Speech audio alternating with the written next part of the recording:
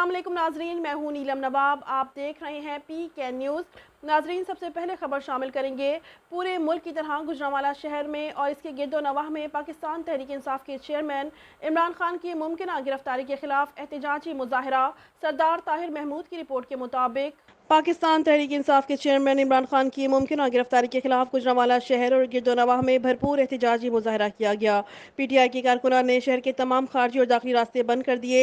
GT road पर गाड़ियों की लंबी लंबी कतारें लग गईं। कारकुनान ने टायर जलाकर चंदा किला, शेरावाला बाग, गोंदलावाला, अड्डा पिंडी, बाईबस, राहवाली, वजीराबाद तक रोड ब्लॉक कर दी। गाड़ियों की लंबी लंबी कतारें लग गईं। शाम को जब जमान पार्क लाहौर में पुलिस ने खान के घर का मुहासरा किया, पूरे मुल्क से तहरीक इंसाफ के कारकुनान सड़कों पर निकल आए। जिला गुजरांवाला में भी सैकड़ों की तादाद में पाकिस्तान तहरीक इंसाफ के मकामी रहनुमा और अहदेदारान और कारकुनान की बड़ी तादाद चेयरमैन इमरान खान की मुमकिन गिरफ्तारी के खिलाफ सरापा एहतजाज, हुकूमत के खिलाफ शदीद नारेबाजी और गम गुस्से का इजहार किया गया।